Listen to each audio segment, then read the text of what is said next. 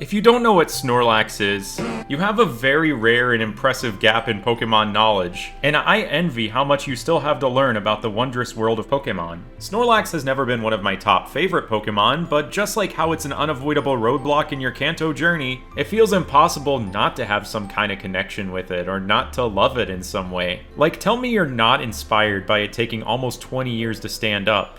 This thing loves to eat, and it loves to sleep, both of which being pastimes that I presume that we all do. Which instantly makes it more relatable than a Pokemon like Macargo, because as far as I'm aware, we're not mollusks, and we're not made of lava or magma depending on where we are in relation to the Earth's crust. And Snorlax's design is so simple yet recognizable that I feel like you can draw it in any way and people will know that it's a Snorlax. You could even, like, cover it in moss or something and people would still know. All this just to say, I just got back from Japan and I was worried I wouldn't get enough footage for this FireRed LeafGreen badge quest involving Snorlax there, but it turns out I couldn't do anything that wasn't related to Snorlax in some way.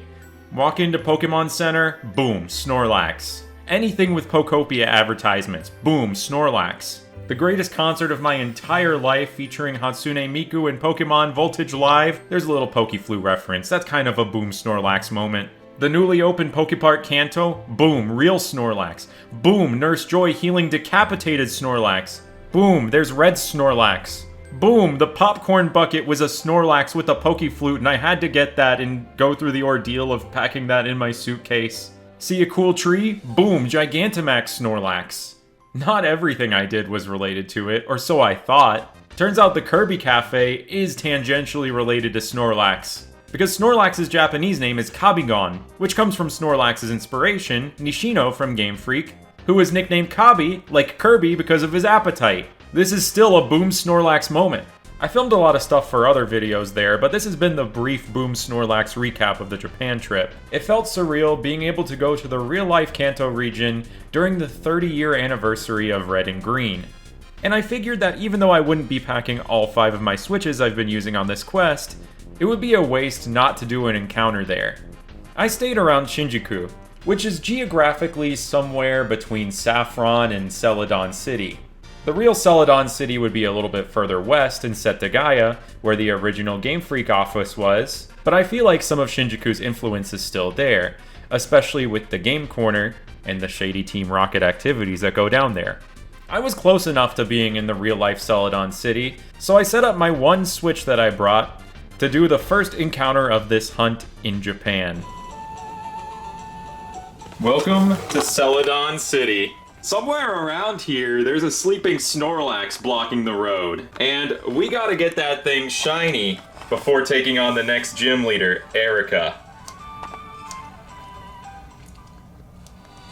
Here it is. First reset of the hunt.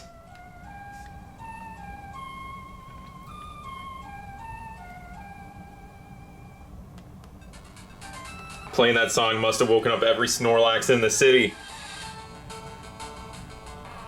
Not shiny. We soft reset. And yeah, that was the one reset of this hunt that I did in Japan.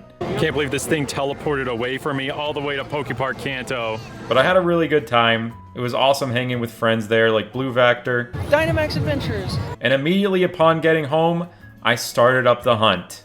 They were advertising the game quite a bit. Even at the Miku concert, they had like posters up advertising both Miku, like the new version of her, and Pokopia right next to each other. Even though the concert had nothing to do with Pokopia, it was like the advertised game since it's the newest one. It was really cool seeing like some of the signs for like FireRed LeafGreen there. Felt like almost like anachronism, like I was back in 2004.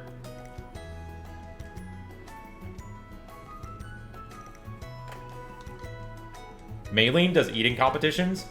Well, where's that lore established? Is that like from the games, from the manga, or from the anime?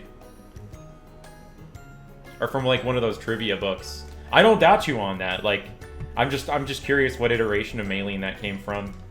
Because I remember in the dub, that was how she, that was how Rachel Lillis came back to the dub after the whole voice actor change. She was Maylene.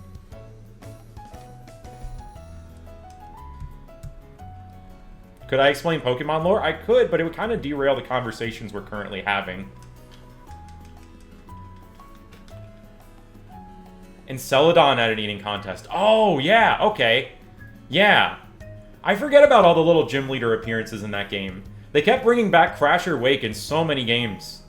I love all the, like, out-of-gym gym leader appearances in Heart Gold Soul Silver, like the weekly events and stuff. It makes the game feel so much more alive. Just having, like, okay, you can, like, find Whitney at the mall and get her number. Or you could, like, find, you know, people out training and stuff. I really loved that about Heart Gold.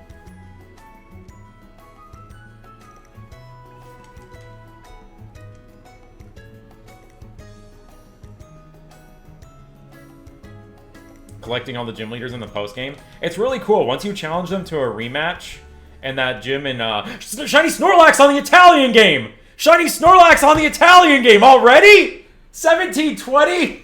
The Italian game stays winning! The Italian game stays winning!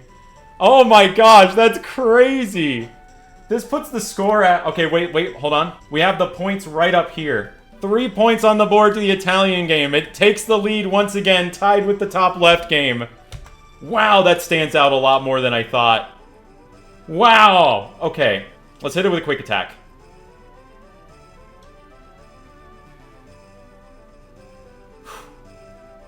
It just used Spadiglio. I don't know what that means. Alright. Mega Ball. Go! Let's see which game catches Snorlax first, too. Top right. Japanese game already caught it. Yeah, Mega Snorlax confirmed with the Mega Ball?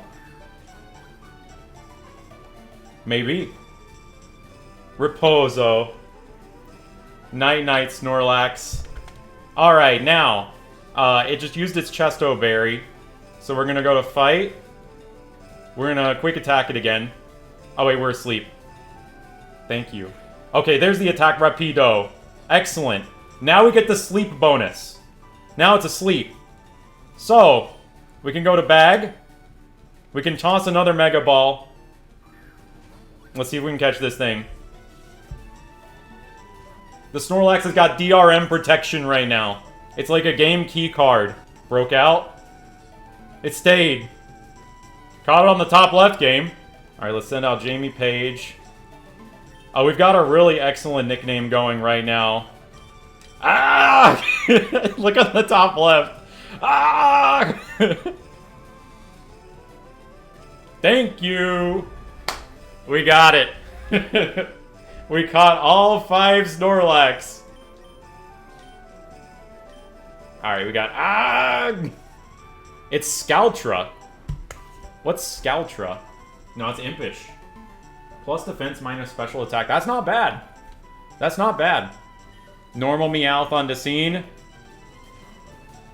Ah! I'm like Guzzlord right now.